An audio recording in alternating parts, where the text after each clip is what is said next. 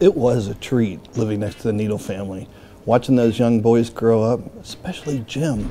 What a nice young man. I mean, in every sense of the word, just a true gentleman. Jim was a real G.I. Joe enthusiast. He would play with his G.I. Joe men for hours in our driveway. He had all of the G.I. Joe action figures.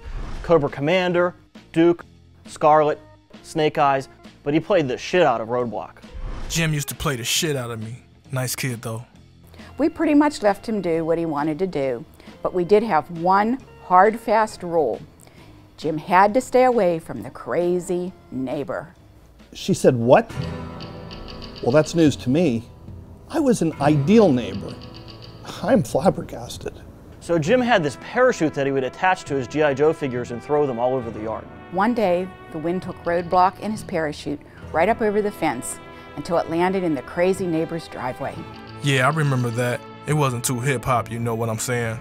That's when our neighbor called the police, just because Roadblock had landed in his driveway. If I let him come over and get his G.I. Joe, what next? Maybe I have to have a conversation with him or something. I don't want things getting out of control. The cops came, and really all they did was give us back the G.I. Joe figure. When I think about it, it was really pretty lame. Look, I have cats, okay? I have to protect them. You would do what you have to do to protect your loved ones.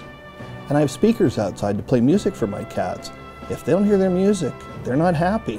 Yeah, he had cats, but they weren't really cats. They were these wooden cutouts. There was like 10 of them. And he'd watch them while he played his smooth jazz in the summer. The guy was crazy. We called him the Goon. I don't even know what to say. Yeah, the neighbor was crazy. Whatever. And smelled like garbanzo beans. But listen, I really do appreciate that Jim put me in his attic instead of donating me to Sunnyside Daycare. Like I said, nice kid.